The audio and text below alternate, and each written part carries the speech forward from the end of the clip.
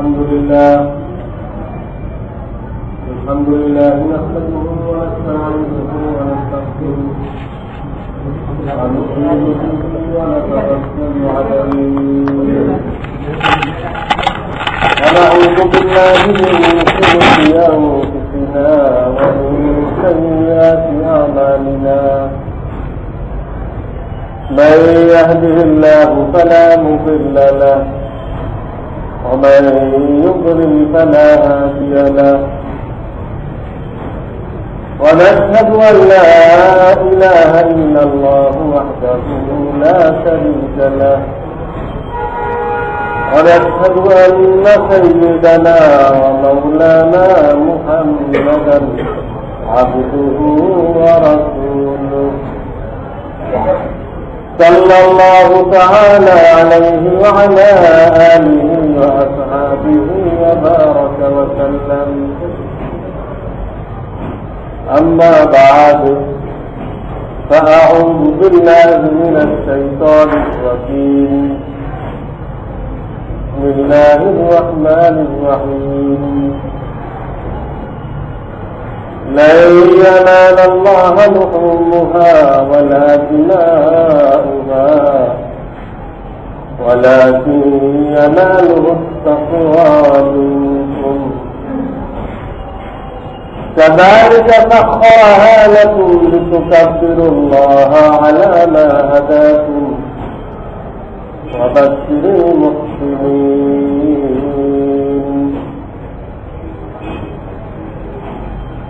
وسأل أصحاب رسول الله صلى الله عليه وسلم ما هذه الأضاحي يا رسول الله؟ قال سنة أبيكم إبراهيم. قالوا وما لنا فيها؟ قال بكل شعرة حسنة. قال فما السوق يا رسول الله؟ قال بكل شعرة من السوق حسنة أو كما قال رسول الله صلى الله عليه وسلم. बुजुर्गान मुहतरम, আল্লাহ রাব্বুল আলামিন কুরবানি ও ত্যাগ শিক্ষার মাস জিলহজ মাস আমাদের সামনে এনেছেন। আমাদের পরীক্ষা নেওয়ার জন্য আমরা হযরত ইব্রাহিম আলাইহিস সালামের সেই ইতিহাসকে স্মরণ করে কতটুকু কুরবানি পেশ করি এটা আল্লাহ তাআলা দেখতে চান। জানা তো আল্লাহ তাআলা আগের থেকে আছে, কিন্তু আল্লাহ তাআলা জানার উপরে বিচার করবেন না, দেখবেন। দুনিয়ার কোন বিচারক যদি কোন ঘটনা জানে, তার কিন্তু ওই জানার উপরে বিচার করার অধিকার নেই, জানে সব, কিন্তু বিচার করতে হবে সাক্ষী প্রমাণ দিয়ে। তো আল্লাহ তাআলা আমরা করার আগেই জানেন আমরা কি করব। কাজেই তিনি চাইলে রুহের জগতের পরেই এক গ্রুপকে বেহেশতে দিতে পারতেন, এক গ্রুপকে দোজখে দিতে পারতেন, এবং সেটা 100% কারেক্ট হয়েছে। তো আল্লাহ তাআলা সেটা করেন। তখন তো কাফের মুশরিকদের একটা অভিযোগ করার সুযোগ থাকে যে আল্লাহ তাআলা তো আমাদেরকে সুযোগই দিলেন, তা না হলে যাদেরকে বেহেশতে দিলেন এরা আর কি কুরবানি করতো দুনিয়া থেকে? কুরবানি কাকে বলে দিনের জন্য আমরা দেখাই দিই, এরকম কত লম্বা লম্বা লিস্টা দিয়ে তারা দিত। আল্লাহ তাআলা কোনো সুযোগ রাখেন, সব পাঠাই দিই, দেখাও না, আমি সব জানি, জানার উপরে বিচার করবো না, আমাকে দেখাও।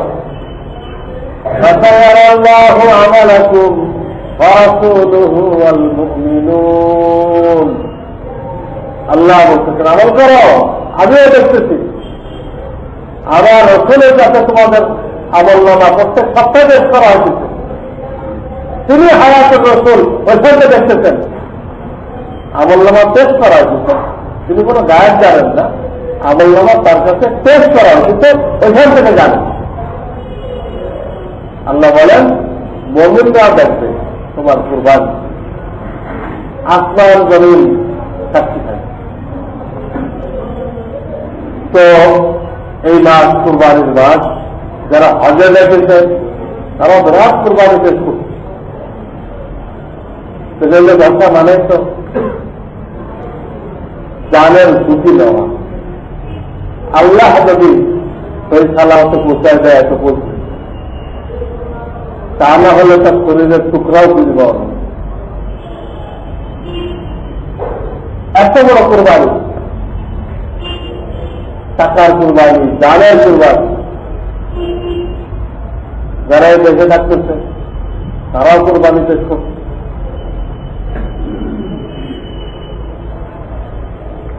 এই যে কুরবানি করতেছে এগুলো পয়সা লাগতেছে। অনেকে কুরবানিকে কুরবানি করে আল্লাহ দিনের কাজে নেমে যাবে, আল্লাহ রাস্তায় বেরোয় গেছে।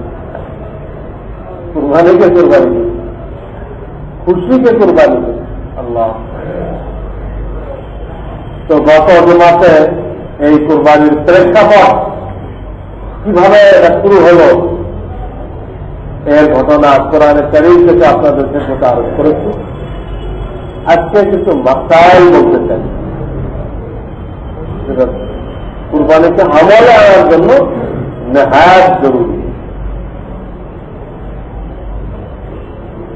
তো ওই প্রসঙ্গ শুরু করার আগে কয়েকটা মাসআলা জেনে আসলো,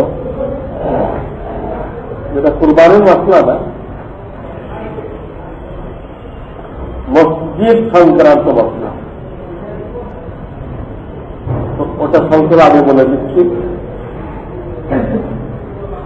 এই যে ক্যালেন্ডার গুলো থাকে প্রত্যেক মসজিদে আছে, এখানে একটা টাইম লেখা,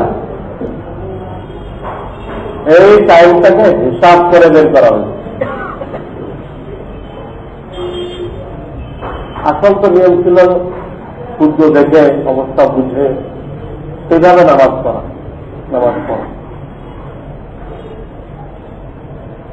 কিন্তু আর অনেক ক্ষেত্রে মুশকিল হয়,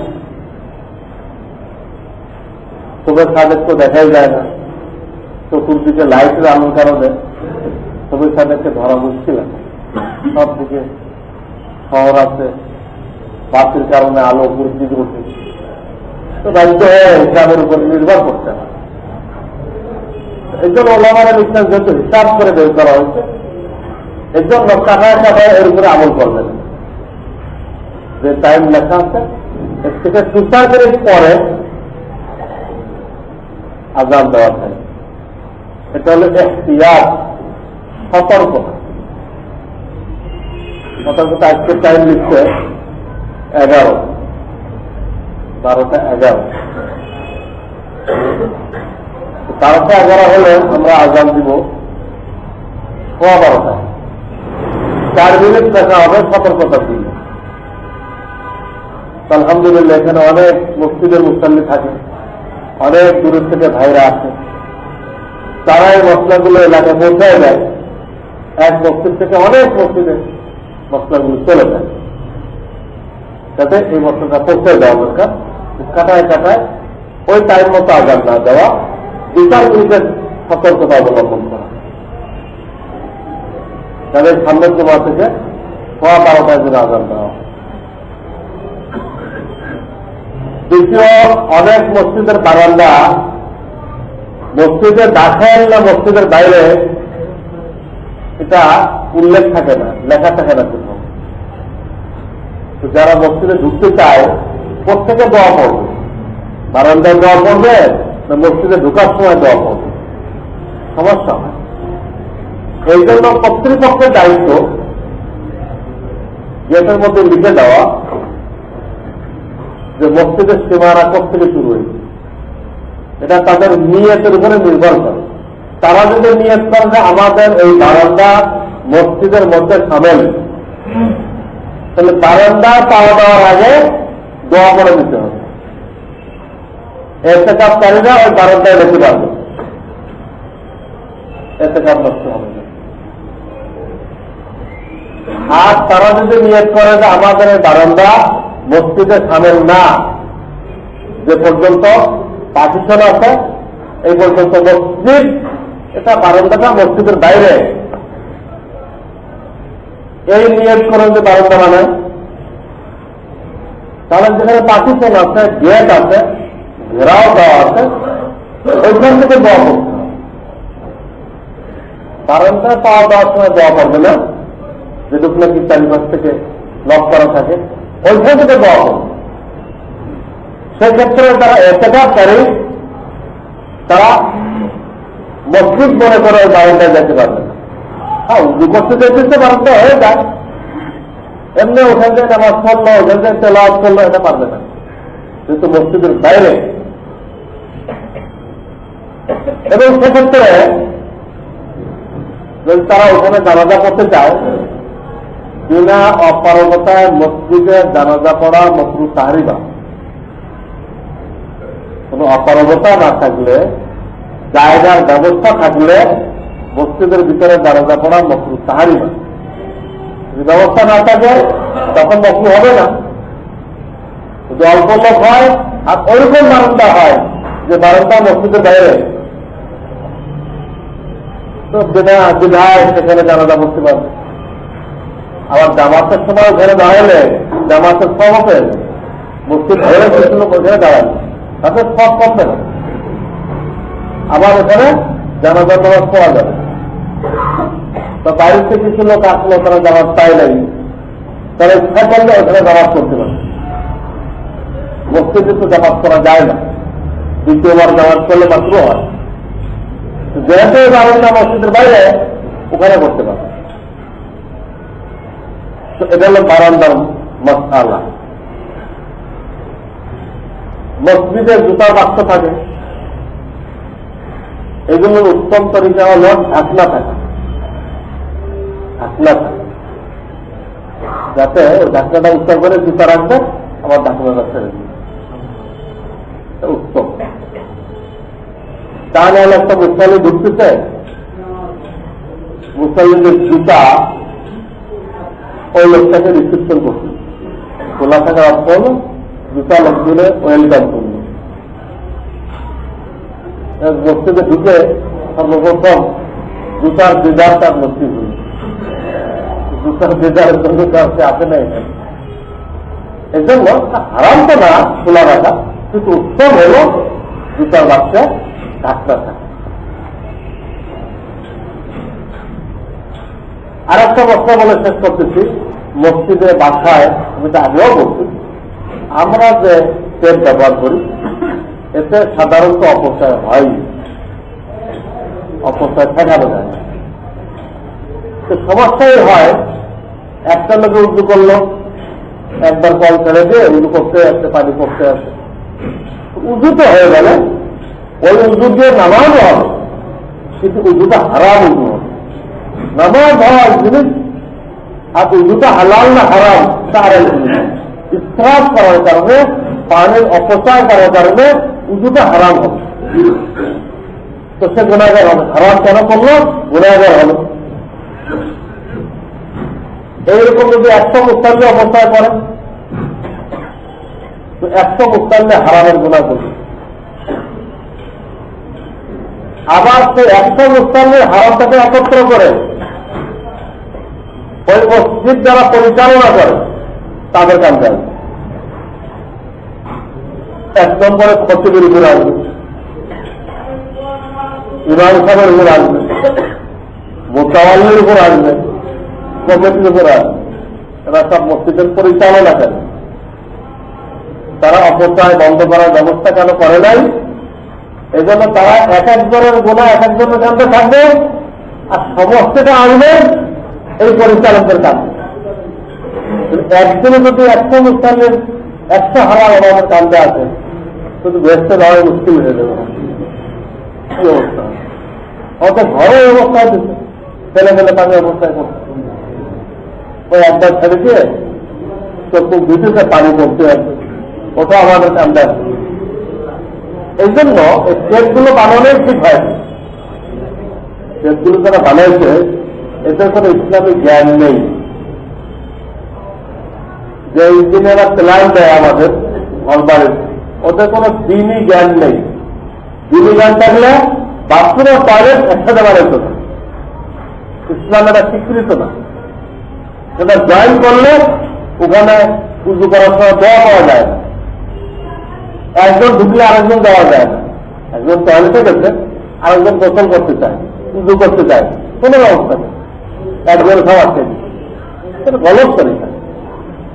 খ্রিস্টানরা শিখাইছে, আমাদের মুসলমান ইঞ্জিনিয়াররা মুখস্থ করছে। এদের ধর্মীয় দৃষ্টিকোণে কি হয় এটা তারা মিলায় দেখে। এটা আমাদের মুসলমান ইঞ্জিনিয়ারদের দেখুন, তাদের উচিত ছিল যাক ইঞ্জিনিয়ারিং যার কাছে শিখে শিখুক, আর্কিটেক্ট যেখান থেকে হয় হোক, কিন্তু ওর সঙ্গে ইসলামটাকে সংযুক্ত করো। ইসলামের দাবি কি? তাহলে এরকম হতো না, স্ট্যাম্পগুলো এরকম বানানো হতো না। স্ট্যাম্প দেন, সবচেয়ে ভালো তো হয়, স্ট্যাম্প দেন, তো স্ট্যাম্প আপনাকে এরকম হতে হবে যে এটা চিন্তা করলে পানি পড়ে, আর ছেড়ে দিলে পানি বন্ধ হয়ে যায়। হ্যাঁ, এরকম তো আমাদের দেশে আছে এরকম। অথবা নিচে হাত দিলে পানি আসে, হাত সরাইলে পানি বন্ধ হয়ে যায়, দুইরকমটা হয়েছে পারে। এর কোন যদি মসজিদ কর্তৃপক্ষ ব্যবহার করে তাহলে অপচয়ের সুযোগ নেই। উঁচু করবে, পানি দিবে, তেরো দিবে তো অটোমেটিক পানি বন্ধ হয়ে যাবে। সেও অপচয়ের গুণাগার হবে না, আর 100 লোকের সমষ্টি আমাদের কান্দে আসলো না। এগুলো সত্য সত্য বিষয়, কিন্তু খেয়াল না করলে গুণা তো মারাত্মক। এই জন্য মসজিদেও খেয়াল করতে হবে, মাদ্রাসাও খেয়াল করতে হবে, নিজের বাড়িতেও খেয়াল করতে হবে। আল্লাহর নিয়ামত নষ্ট করতেছে কিনা, গুনাহগার হইতেছে কিনা, আমাদের খেয়াল রাখতে। আল্লাহ তাআলা তৌফিক দান করেন। মসজিদ প্রসঙ্গে হঠাৎ জেহেনে এসে গেছে, কিছু কথা বলে দিলাম, যদিটা আজকের আলোচ্য বিষয় ছিল না। আজকের আলোচ্য বিষয় যেটা, সেটা হল কুরবানি। নামাজের তরিকা ইনশাআল্লাহ ওই ঈদের নামাজের আগ দিয়ে বলে দেওয়া হবে। এখন কুরবানি সম্পর্কে বলা হয়েছে, এটা বড় ফজিলাতের জিনিস। কুরবানি খুবই ফজিলাতের জিনিস। কুরবানের জানোয়ারের প্রত্যেকটা বছরের উপরে আল্লাহ তাআলা নেকি দান করেন, প্রত্যেকটা বছর। এবং এই জানোয়ারগুলো হাসরের ময়দানে জমিন যখন তামা হয়ে যাবে, সূর্য মাথার কাছে চলে আসবে, আল্লাহ তাআলা এই জানোয়ারগুলোকে আমাদের জন্য সাওয়ারি বানাই দিবেন। এই জন্য কোরবানির জানোয়ারকে মোটা তাজা করতে বলা হয়। আর কয়েকদিন আগে কিনে হয়তো মোটা তাজা করেন, আর নয় মোটা তাজা দেখে কেনেন। এমন ধোকাবাজের জামানা শুরু হয়ে গেছে। আজকাল কি এক ইঞ্জেকশন দেয়, ফুলে বিরাট মোটা হয়ে যায়, জবাই করার পরে গোস্ত দিতে হয়। ইঞ্জেকশনকে ফুলাই দিচ্ছে, মনে হয় 2.5 মণ হবে। জবাই করার পরে যেমন দিচ্ছেন, এরকম ধোকাবাজি প্রত্যেকটা জিনিসের মধ্যে মানুষের শুরু করছে। এই জন্য বাজার থেকে কিনে মোটা তাজা কেনা তো মুশকিল হয়ে গেল। কিছুদিন আগের মধ্যে নিজে কেনে একটু লালন পালন করে, কারো সুযোগ থাকে এরকম, বাড়ির সামনে কিছু জায়গাও আছে, ভালো। কুরবানি দেওয়ার সাথে কিন্তু মহব্বত হওয়া, কুরবানি করার সময় মায়া লাগে, এটা ভালো। তো এটা বহুত বড় একটি জিনিস। নবী কারীম সাল্লাল্লাহু আলাইহি ওয়াসাল্লাম বলেছেন, তোমাদের পিতা ইব্রাহিম আলাইহিস সালামের সুন্নাত, তার মাধ্যমে আল্লাহ তাআলা এই তরিকাকে চালু করেন। বহুত ফজিলত। এবং এটা না করার ব্যাপারে অনেক বড় হুমকি আছে। এক হাদিসে পাকের মধ্যে নবী করিম সাল্লাল্লাহু আলাইহি ওয়াসাল্লাম ইরশাদ করেন যে তোমাদের কাউকে যদি আল্লাহ তাআলা তৌফিক দিয়ে থাকে, নিসাবের মালিক বানায় থাকে, নিসাব পরিমাণ মাল আছে, তারপরও সে কুরবানি করল না, আল্লাহ রসুল বলেন সেজন্য আমাদের ঈদগাহে না, আমরা যেখানে ঈদের নামাজ পড়ি ওখানে ওর আশেপাশে রয়েছে না। এত বড় বসেই আল্লাহ মাল দিল এবং আল্লাহ কুরবানি করার আদায় দিল। কাউসার পড়ে থাকেন, কি অর্থ? ফসাল্লি লিরব্বিকা, তোমার রবের জন্য ঈদের নামাজ পড়ো। ওয়ানহার, তোমার রবের জন্য, তোমার রবকে খুশি করার জন্য কুরবানি করো। তো অর্ডার এখানে অর্ডার, আল্লাহ তাকে মাল দিচ্ছে, তৌফিক দিচ্ছে, কিন্তু সে কৃতজ্ঞতার কারণে এই কাজটা করল না। তার ইজ্জা একটা নিষেধ, এত বড় ভুল। তাদের ফজিলা তো বেশি, না করলে ধমকেও ঠান্ডা। এটা তারপরে হাজির হয় কুরবানির যে 3টা দিন আছে, জিলহজের 10, 11, 12, এই 3 দিন 3 রাতের মধ্যে যার কাছে 52.5 তোলা রূপার যে বাজার মূল্য, এর সমপরিমাণ স্বর্ণ, রূপা, নগদ টাকা, ব্যবসার মাল বা প্রয়োজন অতিরিক্ত সামান আছে। জাকাতে 4টা মাল দেখা হয়, স্বর্ণ, রৌপ্য, ব্যবসার মাল, নগদ টাকা। কিন্তু বিক্রয়ের কুরবানিতে 500 দেওয়া হয়, এটাই করিয়ে স্বর্ণ, রৌপ্য, ব্যবসার মাল, নগদ টাকা, প্রয়োজন অতিরিক্ত সামান।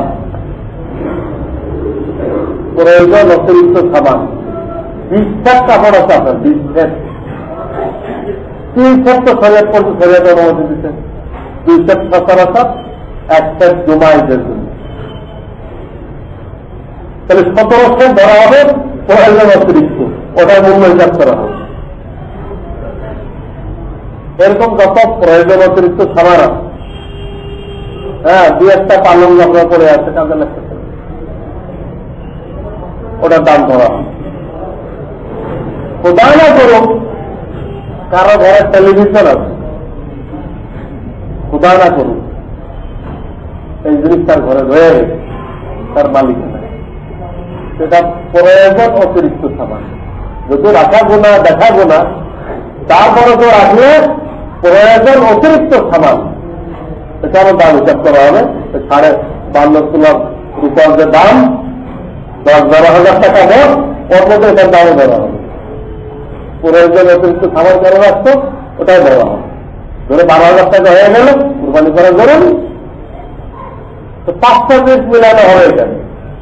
বাকি ফোন, মোবাইল, এগুলো প্রয়োজন অতিরিক্ত না, এগুলো প্রয়োজনের ভিতরে, এটার দাম হিসাব করা হবে। তো এই 5টা মাল মিলাইলে যদি আপনার কাছে 12,000 টাকার মতো হয়ে যায়,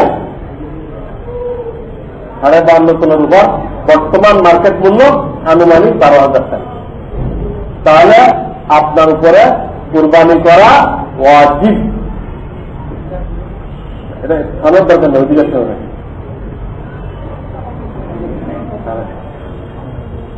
এক ফ্যামিলিতে কয়েকজনের তো এরকম থাকে, কয়েকজনের স্বামীর আছে, স্ত্রীর আছে, তার বড় ছেলের এই পরিমাণ আছে, তার মেয়ের এই পরিমাণ গয়না পাতে দিয়ে রাখছে, তার দাম হয়। তাহলে প্রত্যেকের পক্ষতে করতে হবে, প্রত্যেকের পক্ষতে করতে হবে। হ্যাঁ, সেখানে ওই নকল না করে খরচ যাদের করে, অজিব যাদের করে তারা করবে, যাত্রা তার উপরে অজিব, যাত্রা তার উপরে অজিব। হ্যাঁ, যদি বাপে বলে মেয়েকে তোমারটা আমি করে দিচ্ছি, তুমি আমাকে অনুমতি দাও, তাহলে জায়েজ হয়ে যাবে। স্ত্রীটা স্বামী বলল যে আমাকে ইজাজত দাও, তোমার স্বামী করে তো হয়ে যাবে। কিন্তু অনুমতি ছাড়া করলে হবে না, স্ত্রীর ওয়াজিব আদায় হবে না।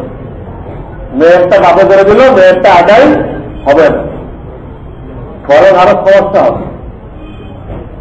এই অনুমতি ছাড়া যে চারটাও একটা হিস্সা নেওয়া হলো, এই জানোয়ারের মধ্যে আরো যারা যারা শরীর হয়েছে সবাইটা বাতিল হয়ে যায়। মেয়েরটা বাতিল হওয়ার কারণে এর মধ্যে যারা যারা শরীর ছিল সবাইটাই বাতিল। একটা জানোয়ার এক হিস্সা নষ্ট হয়ে গেলে পুরাটা নষ্ট হয়ে যাবে। ইজাজত দিতে হবে। হ্যাঁ, ছুটতে পারে। তারপর যেগুলো বয়ানে না আসে সেগুলো নামাজের পরে জিজ্ঞেস করবে। হ্যাঁ, বয়ানের ভিতরে খালি শুনবেন যে আপনার মনে যা প্রশ্ন আছে এগুলো আমার বয়ানে আসতেছে কিনা, আসলে আল্লাহ শুকর দেবে। যদি না আসে ওইগুলো আমি তো পরে বসি, পরে ওইগুলো দিবেন। আল্লাহ তো বলতেছিলাম যে কার উপরে ওয়াজিব, এটা বলতেছিলাম এতে কত করতেই হবে। যার পরে ওয়াজিব না তার জন্য কি নিষেধ নেই, তারও হিম্মত করা উচিত। 2000-2500 টাকা একটা বকরি হয়ে যায়, আরো কম টাকা একটা শরীর পাওয়া যায়, গরু একটা শরীর হতে পারে। হিম্মত করা উচিত যাতে সে এই নেক আমলটা সুন্নত আবেগ ইব্রাহিম করতে পারে। কারণ কোরবানির দিনগুলোতে কোরবানি করার থেকে আল্লাহকে রাজি খুশি করার আর কোনো মাধ্যম নেই। কোরবানির দিনগুলোতে ফরজ নামাজ বাদে অন্য যত ইবাদত আছে তার মধ্যে কোরবানির থেকে উত্তম আর কোন ইবাদত নেই। কাজে তারপর ফরজ না, আল্লাহ যে তাকে তৌফিক দিয়ে থাকে তো ফরজ ওয়াজিব না হওয়া সত্ত্বেও তাদের কোরবানি করা উচিত। এই তো গেল কার উপরে এটা দায়িত্ব। কোরবানির দিনও বলে দিলাম যে 10, 11, 12 3 দিন পর্যন্ত করা যায়। এই 3 দিন 3 রাতের মধ্যে যার মালিকানায় নিঃশ্বাস পরিমাণ টাকা থাকবে, যাকে আপনাদের 1 বছর থাকতে হয়, 1 বছর এখানে 3 দিন, 3 দিনে 1 দিনের টাকা থাকে ওই পরিমাণ টাকা তো অজীব হয়ে যায়। কিন্তু খোদা না করুক এই 3 দিনে কারো কাছে নিঃশ্বাস পরিমাণ টাকা ছিল, মাসআলা না জানার কারণে বা যে কোনো কারণে সে কোরবানি করতে পারে না, বা তারা নিয়ে সবাই হাসপাতালে দৌড়েছে, উনি করবে নিজেই পেরেছেন, তার জান নিয়ে তাড়াতাড়ি এভাবে 3 দিন পার হয়ে গেছে, পরে সুস্থ হয়ে গেছে, কিন্তু আর মালিকানা টাকা ছিল। 3 দিন পরে এখন যদি কোরবানি করে দেয় হবে না। এখন কোরবানি করে দিলে ওই ওয়াজিব আদায় হবে না। এখন কি করতে হবে, ওই কোরবানির জানোয়ার কিনতে যে টাকা লাগতো ওই পরিমাণ টাকা গরিবদেরকে সৎকার করে দিতে হবে, দান করে দিতে হবে। জানোয়ার কোরবানি দিলে হবে, ও টাকা সৎকার করতে হবে। এই হলো কোরবানির দিন, এই 3 দিন। তো প্রথম দিন ঈদের নামাজ হয়ে যাওয়ার পরে কোরবানি করা যাবে। ঈদের নামাজ আগে হইতে হবে, তারপরে কোরবানি। ঈদের নামাজে আগে যদি করে সেটা গোস্ত খাওয়ার জন্য করছে, হাদিসের সাথে কোরবানির কিছুই না। আগে নামাজ হইতে হবে, তারপর কোরবানি। এই হলো কোরবানির দিন হয়ে তারিখ হয়ে গেল, কোন তারিখের মধ্যে করতে হবে। কোরবানির পশু যেগুলো ছোট আছে, ভেড়া, বকরি, দুম্বা, এগুলো 1 বছরে হইতে হবে, 1 বছরে। তবে ভেড়া দুম্বার সম্পর্কে এতটুকু আছে, যদি অধিকাংশ বছর তার বয়স হয়ে থাকে, 10-11 মাস বয়স, 1 বছরের গুলোর মধ্যে ছেড়ে দিলে কোনো পার্থক্য ধরা পড়ে না। তো ভেড়ার দুম্বা হলে ওটা কোরবানি চলবে, কিন্তু বকরি ছাগল ওটা যদি 11 মাসের হয় আর দেখতে 1 বছরের মতো বড় দেখা যায়, তবুও হবে না। বকরির ভিতরে 1 বছর পড়া হইতেই হবে। 15 বছরে 1 বছর, 355 দিন পুরা হইতেই হবে। ওটা দাঁত দেখে বোঝা যাবে। তো ছোট জানোয়ারে 1 বছর, যেটা 1 করে দেওয়া যায়। বড় জানোয়ার যদি গরু হয় তাহলে পূর্ণ 2 বছর, পূর্ণ 2 বছর। সর্বোচ্চ খাদ্য শরীর হতে পারে, এর কম যা হোক কোনো অসুবিধা নেই। 5 জন হোক, 3 জন হোক, 2 জন হোক, 1 জন হোক, কোনো অসুবিধা নেই। সর্বোচ্চ খাদ্য। গরু, মহিষ এগুলো একই হতো। শরীয়তে মহিষটাও গরুর কাটা, কিন্তু উট যদি হয় তাহলে 5 বছর বয়স হতে হবে। 5 বছর তো উট হলে তখন আর কুরবানি করার নিয়ম না, না যায় না, উত্তম না। উত্তম হল নাহার। নাহার হলো একটা ছুরি হঠাৎ করে তার গলার মধ্যে লাগাই দিল, বিসমিল্লাহ আল্লাহু আকবার, ছুরি লাগাই দিল। বাম পা বান্ধে নিয়ে যাবে, 3-4 দিন খাড়া থাকবে, ছুরি লাগিয়ে কত রক্ত পাওয়াবে তো জানাতে পড়ে যাবে। গলা কাটা না, গলা খালি ছুরির একটা খুঁচা দেওয়া, এটা মানে নাহার। উটের মধ্যে এটা উত্তম, এটা গলা জবাই করা না। তো আর এই জানোয়ারগুলো মোটাসোটা হইতে হবে, ত্রুটি মুক্ত হইতে হবে, রোগ মুক্ত হইতে হবে। এইরকম দুর্বল যে হাঁটতে পারে না, তার ল্যাংড়া, টানা, তার কান 1/3 বেশি কাটা, শিং ভাঙা, লেজ কাটা, এই ধরনের আয়েরদার জিনিস এটা কুরবানি চলবে। আল্লাহকে পেশ করা হবে, আপনি বাচ্চাকে দিবেন ফেরত, আর বাচ্চাকে দিবেন এই সমস্ত ল্যাংড়াগুলা। এই জন্য ওই বয়সই হতে হবে এবং মোটা তাজা স্বাস্থ্যবান। এই গেল জানোয়ার শব্দ। তারপরে আছেন কুরবানি করার তরিকা। ঈদের নামাজ আগে পড়ে দিতে হবে, তারপর যে পারে সে নিজে হাতে করবে, না পারলে অন্যকে দিয়ে করাইবে, কিন্তু নিজে উপস্থিত থাকবে। মুস্তাহাব। তো পারলে প্রথমে দোয়াটা করে নিবে। হ্যাঁ, قل إن صلاتي ونسكي ومحياي ومماتي لله رب العالمين لا شريك له وبذلك أمرت وأنا من المسلمين। এটা পড়ে বিসমিল্লাহ আল্লাহু আকবার বলে কুরবানি করে দিবে। জানোয়ারটা মাথা থাকবে দক্ষিণ দিকে, আর জানোয়ারের চেহারা করে দিবে পশ্চিম দিকে। কুরবানি করবে আমার চেহারা থাকবে কিবলার দিকে। এই দোয়াটা পড়ে বিসমিল্লাহ আল্লাহু আকবার বলে জবাই করে দিবে। জানোয়ারের সামনে ছুরি ধার দেওয়া নিষেধ। জানোয়ার পিতাচিত অবস্থায় জবাই করা নিষেধ। ভোতা ছুরি দিয়ে জবাই করা নিষেধ, গুনাহ হবে। সম্পূর্ণ নড়া করা বন্ধ হওয়ার আগে চামড়া ছিলতে আরম্ভ করা নিষেধ।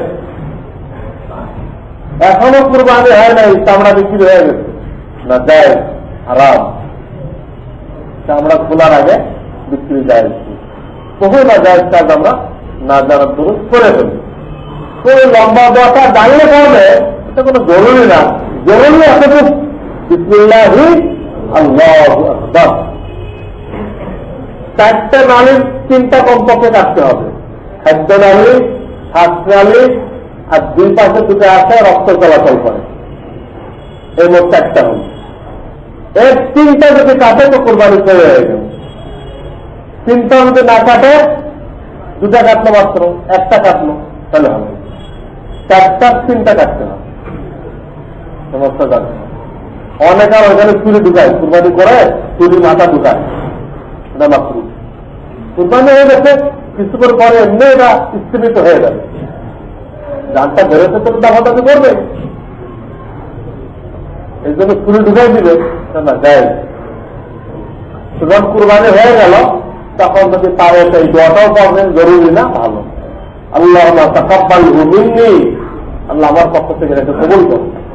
কামা তাকাব্বালতাহু মিন খলিলিকা ইব্রাহিম হাবিবিকা মুহাম্মাদিন সাল্লাল্লাহু আলাইহি ওয়াসাল্লাম, যেমন নাকি তোমার খলিল ইব্রাহিমের পক্ষ থেকে কবুল করেছিলে, তোমার হাবিব মুহাম্মদ রাসূলুল্লাহর পক্ষ থেকে কবুল করেছে।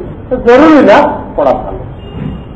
এইভাবে কুরবানি করে দিলে যে যখন সেটা একদম সীমিত হয়ে যাবে তখন আমরা চিন্তা আরম্ভ করবে গোস্ত বানানো। গোস্ত বানানোর পরে এটাই উত্তম যে 3 ভাগ করে 1 ভাগ নিজে রাখবে, 1 ভাগ আত্মীয় স্বজনকে দিবে, 1 ভাগ ফকির মিস্ত্রিকে দিবে, এটা উত্তম। কিন্তু পুরাটা যদি কেউ নিজে খায় তো কুরবানির কোনো সমস্যা হবে না, সব করবে না। কুরবানি করা হয় জরুরি, গোস্তকে সৎকা করা শরীয়তে জরুরি করে নাই, ওটা হলো মুস্তাহাব। 3 ভাগ করবেন, এটা মুস্তাহাব, উত্তম। যারা নাকি সাবডিভিশন চায় তাদের তো উত্তমটা করতে হবে। আর যারা এরকম পাস করতে চায় তারা সব কিছু খেয়ে ফেল, কোনো অসুবিধা নেই, পাস হবে, ডিভিশন হবে।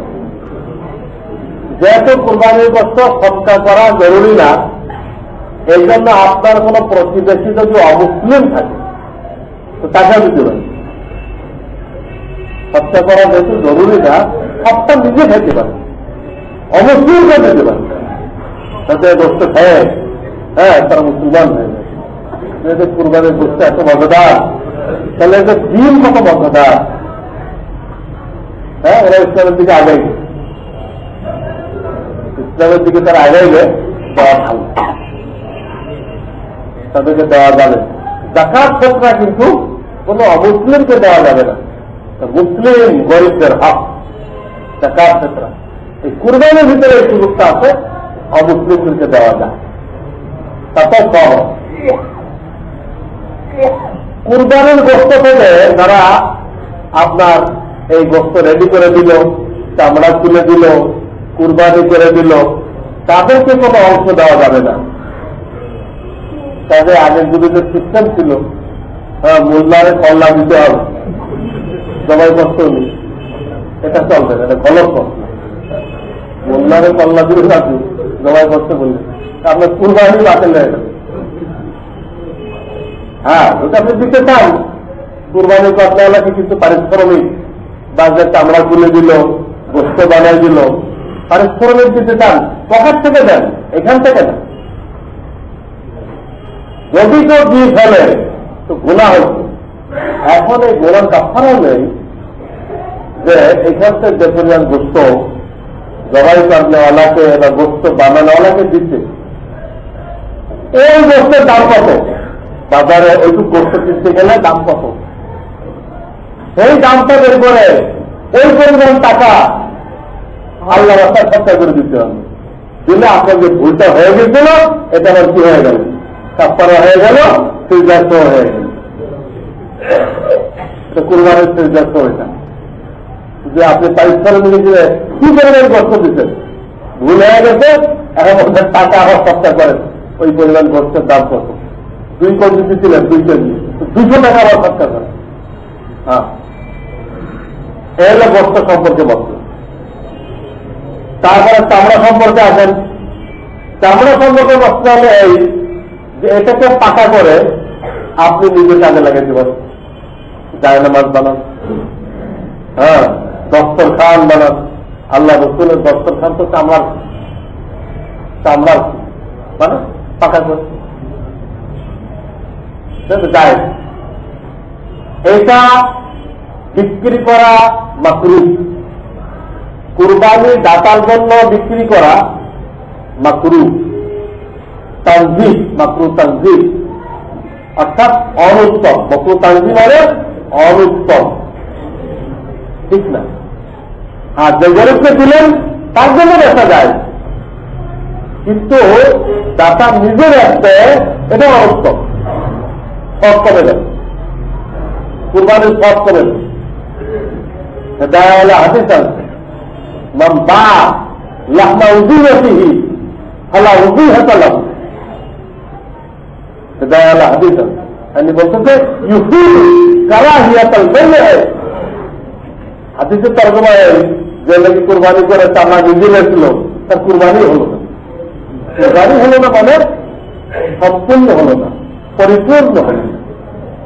যারা আল্লাহ বলতে তারা বোঝা যায় যে তার জন্য বিক্রি করা মাকরু তানজিল, এই জন্য বিক্রি না করা যায়।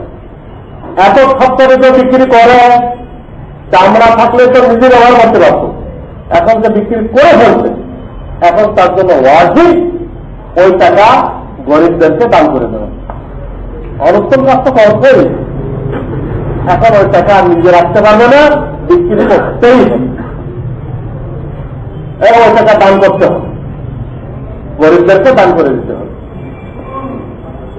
তো চামড়ার ব্যাপারে সবচেয়ে উত্তম পন্থা হলেই চামড়াকে চামড়া রেখে গরিব আত্মীয় স্বজনকে দিয়ে দেন, অথবা মেহমানের হোসেন গরিব তালেবানদেরকে দিয়ে দেন, তাদেরকে দিয়ে দেন। এদেরও দরকার আছে, আত্মীয় স্বজনের দরকার আছে, এদেরকে।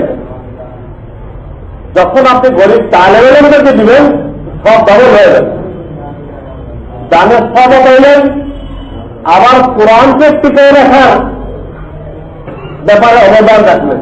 কোরআনকে আল্লাহর জমিনে টিকায় রাখার ব্যাপারে আপনি একটা চামড়া দিয়ে অবদান রাখলেন। আসলে ময়দানে আল্লাহ রসুল অভিযোগ করবেন যে এই লোকগুলো কোরআন টিকায় রাখার জন্য, আমার দিনকে টিকায় রাখার জন্য কোন অবদান রাখে নাই, ওই অবজেকশন আপনি আর করবেন না ইনশাআল্লাহ। এই জন্য প্রতিষ্ঠানের গরিব তালেবেলেন যারা, এদেরকে দেওয়া এবং প্রতিষ্ঠানের মাধ্যমে দেখানো, এটা উত্তম। আপনার নিজের দেখা লাগলো না, মেহমান রসুলটা পেয়ে গেল, সবটা গাড়িয়ার সব পেয়ে গেল। একটা শরীয়তের দিক দিয়ে মাত্র নিজে ব্যথা, প্রতিষ্ঠানকে দিয়ে দেখানো, মানে গরিব তালেবেলা তাদের জন্য ব্যথা হবে, ওটা উত্তম। ওটা মশলা করলাম, যুক্তির দিক দিয়ে এটা ঠিক। কেন আপনি ব্যস্ত রাখবেন 700 টাকা, হ্যাঁ, পোলাগার হচ্ছে বেশি দাম দিবেন আপনি, আপনার দিয়ে যাবে, ওই টাকা দিয়ে আসবে, পুরে দিলেন না দিন না, 500 টাকা দেয়। কিন্তু বলেন ভাই আমি মাদ্রাসা রসিদ কাটাইছি, গরিব তালে বেলেন রসিদ, তাহলে আমি তোমাদের কাছে দেখতে পারবো না, রসিদ কাটা হয়ে গেছে। প্রতিষ্ঠানে আসবে, প্রতিষ্ঠানে অনেকগুলো মিলে নিলামে যখন বিক্রি করবে, তো দেখা যাবে যে 1000-1200 টাকা বিক্রি করবে, 1000-1200 টাকা বিক্রি করবে। তা আপনি নিজে ব্যক্তিতে পাইলেন 600 টাকা, আর গরিব তালেবেলেন থেকে দিয়ে পাইলেন 1200 টাকা দান করার সব ডবল। দুনিয়ার ব্যাপারে তো 1 টাকা হলেও চিন্তা ভাবনা করেন কোনটা কিনবো, একই জিনিস, এখানে 1 টাকা কম, 1 টাকা কম মূল্যায়ন করা হয়, আর এইখানে 500-600 টাকা ব্যস্ত হচ্ছে, নিজে বেচতে গেলে এত কম, আর প্রতিষ্ঠানের মাধ্যমে বেচাইলে এত বেশি। তাদের বুদ্ধি বিবেচনা সব বাড়ানোর জন্য তো ব্যয় করতে হবে, আখেরাতে সব কিভাবে বাড়ে এর জন্য তো বুদ্ধি বিবেচনা কাজে লাগাইতে হবে, এর জন্য এটা উত্তম। আলহামদুলিল্লাহ এখানে মাদ্রাসা, এই মাদ্রাসা আপনারা দিয়ে দিলেন, আপনার পক্ষ থেকে ব্যবসা হলো, সব দেখে পেয়ে গেলেন। একান্ত কেউ যদি চায় যে আমি নিজে হাতে গরিব আত্মীয় স্বজনের জন্য কিছু রাখতে চাই, তাহলে মাদ্রাসা থেকে বলেন আমরা তোমরা নিয়ে যাও, বেশি টাকা গরিবদের জন্য দাও, কিন্তু আমি নিজে হাতে কিছু খরচ করতে চাই, আমাকে 300 টাকা খরচ দাও। ব্যবসা করে না, ওটাতে ব্যবসা হবে, ওর কিছু টাকা আপনি চাই নেবেন নিজে হাতে খরচ করার জন্য। তাহলে মকরুতে বেসে গেলেন, আবার কিছু নিজে হাতে খরচ করতে চাইবেন, ওটাও হয়ে গেল, এটা ভালো। এই হল চামড়ার মশলা। সর্বশেষ 2-4টা বিবিধ প্রশ্ন বলে দিচ্ছি, বিবিধ, যার পরে ওয়াজিব না, যার কাছে নিসাব নেই, তাকে তো আমি দেওয়ার জন্য উৎসাহিত করলাম, যেমন সব নেওয়ার জন্য আগানো উচিত। কিন্তু সে যখন কিনবে, কিনার সাথে সাথে ওদের কোরবানির জন্য নির্দিষ্ট হয়েছে। ধনী কিনলে কিন্তু নির্দিষ্ট হয় না, ধনী যখন ওটাকে কোরবানি না করে তখন নির্দিষ্ট হয় না। গরিবে কিনলেও কোরবানি করে নির্দিষ্ট হয়ে যায়, আর ধনী কোরবানি না করলে নির্দিষ্ট হয় না। কাজে ধনীও কিনছিল, গরিবেও কিনছিল, দুজনটা হারিয়ে গেছে না, চলে হয়ে গেছে না। এখন দুজনে আবার একটা একটা কিনুক, কেনার পরে ওই যে হারিয়ে গেছিল ওই দুটাও পাওয়া গেছে, গরিবেরটাও পাওয়া গেছে, গরিবটাও পাওয়া গেছে। আর গরিব বিচার দুটাই দিতে হবে। আগে একবার কিনছে অযোগ হয়ে গেছে, ওটা হারাই গেছিল, তার কেনা জরুরি ছিল না, আবার কিনছে, আবার ওটাও অযোগ হয়ে গেছে। কিন্তু ধনী তাদের দুটা কেনা আছে, একটা দিল, সে কোরবানি না করলে তো কোরবানি নির্ধারিত হয় না, একটা করলে হবে। এখানে বাহ্যিকভাবে মনে হলো গরিব একটু মুশকিলে পড়ল, না কিনলেও কিন্তু হইতো, শুরু হয়ে যেতে যায়, কিন্তু ওটাও অযোগ হয়ে গেছে। কিন্তু আরেকটা মশলা দেখা যাবে আল্লাহ গরিবের খুব রেয়ার আছে, গরিবেও কিনছে, ধনীও কিনছে, কেনার পরে এটা অসুস্থ হয়ে গেছে, রোগাক্রান্ত হয়ে গেছে, যে অবস্থা কোরবানি চলে না। তো গরিবের জন্য মশলা সে ওই অবস্থায় কোরবানি করতে পারবে, তার জন্য নতুন করে কিনতে হবে। কিন্তু ধনীর জন্য মশলা ওটাকে রিজেক্টেড করে তার নতুন একটা কিনতে হবে, ওটা দিয়ে তার চলবে না। এখানে আমরা ব্যালেন্স করে দিচ্ছেন, গরিবেরটা চললো না, চলবে, ধনীরটা আবার পাল্টাইতে হবে, এটা আবার ভালো রাখি। 2 নম্বর একটা বিবিধ মশলা, আপনি কোন মৃত্যু আত্মীয় স্বজন নামে প্রসারণ নিয়ে কোরবানি করতে চান, আপনার বাপের নামে, মায়ের নামে, দাদার নামে, দাদির নামে, রাসূলুল্লাহর নামে, আবু বকর সিদ্দিক রাদিয়াল্লাহু তাআলার নামে করতে চান, ইজাজত, এবং সেই গোষ্ঠের হুকুমও আগের মতো, সবটা নিজে খাইতে পারেন, উত্তম 3 দাস পান, 3 দাস নিজেও খেতে পারেন। কিন্তু কোন ব্যক্তি যদি মৃত্যুর সে অভিযোগ করে যায়, আমি তো চলে যাচ্ছি, টাকা রেখে গেলাম, এবার আমার নামে তোমরা কুরবানি দিবা, আমার টাকা দিয়ে আমার নামে দিবা, এই কথা বলে একটা লোক মারা গেছে। তো সেইখানে মশলা হলো এই টোটাল গোস্ত আপনাকে সৎকার করে দিতে হবে। কেউ ওসিয়ত করে মারা গেলে তার টাকা দিয়ে যখন কুরবানি করবেন, তো টোটাল গোস্ত সৎকার করে দেওয়া অধিক, ওর কোন গোস্ত আপনি নিজে রাখতে পারবেন, ধনীদেরকেও দিতে পারবেন, একটা বস্তু সামনে রাখবেন। দ্বিতীয়, কয়েকটা কারণে কুরবানি বাতিল হয়ে যায়, আগে বলছেন কয়েক শরীর মিলে করতেছেন, একজনে গোস্ত খাওয়ার নিয়োগ করল, কুরবানির উদ্দেশ্য না, সবার টাকা, এমন এক শরীর আসলো যার ইনকাম হারাম, তাহলে সবার টাকা বাতিল হয়ে যায়। যার ইনকাম হারাম, তার উচিত সে একা করবে, বকরি দিয়ে করো, ভেড়া দোপা দিয়ে করো, কারোর সাথে তার শরীর হওয়ার দরকার নেই, বলতে গেলে তাকে 6 ঘন্টা নষ্ট। তেমনি ভাবে কাউকে আপনি অংশীদার করতেছেন, অথচ তার থেকে পারমিশন দেন, সেই ক্ষেত্রেও সবারটা বাতিল, এটা অবশ্যই খেয়াল নেই। আর কয়েক শরীরে যখন কুরবানি করবে, তখন গোস্ত ভাগ করার সময় অনুমান করে ভাগ করা চলবে না, তখন মেপে সমান হারে ভাগ করতে হবে, সমান হারে ভাগ করতে হবে। সর্বশেষ মশলা, কোরবানির জানোয়ারের ভিতরে যদি কেউ চায় তো আকিকার অংশ নিতে পারে, ছেলের জন্য 7 ভাগের 2 ভাগ নিল, মেয়ের জন্য 1 ভাগ নিল, এটা নিতে পারে, আকিকার অংশ নিতে পারে। অথবা কেউ বিয়ে করছে, এখনো অলিমা খাওয়ায় নেই, অলিমা খাওয়ায় নেই, অলিমা ইবাদত, কেউ চাইলে কুরবানির ভিতরে তার যে কয় ভাগ মনে চায়, অলিমার ভাগ হিসেবে ওই কুরবানির ভিতরে কি 1 ভাগ নিল, 2 ভাগ নিল, তা যা তার তৌফিক আছে নিল। কোরবানির জানোয়ারের ভিতরে আকিকার নিয়েছে, ছেলে হলে 2 ভাগ নেন, 1 ভাগ নিলেও করবে, উত্তম 2 ভাগ যদি আপনার তৌফিক থাকে, মেয়ের জন্য 1 ভাগ নেন। এই আকিকা কুরবানির সাথে চলবে। অলিমা বিয়ে করতে অলিমা খাওয়াতে চায়, সব হাত নিতে চায়, কিন্তু এই 2টা জিনিস ছাড়া কুরবানির সাথে আর কিছু মেলানো যাবে না, আর কিছু মেলানো যাবে না, কুরবানি নষ্ট হয়ে যাবে। এই হল সংক্ষিপ্ত ভাবে জরুরি মাসাইল। এটা আমরা আপসে আলোচনা করি, সব ভাইয়ের জানাজানি হয়ে যায়। আল্লাহ তাআলা আমাদেরকে আল্লাহ হুকুম মোতাবেক এই কুরবানির কাজকে সম্পন্ন করার তৌফিক দান করেন। আলহামদুলিল্লাহ রাব্বিল আলামিন।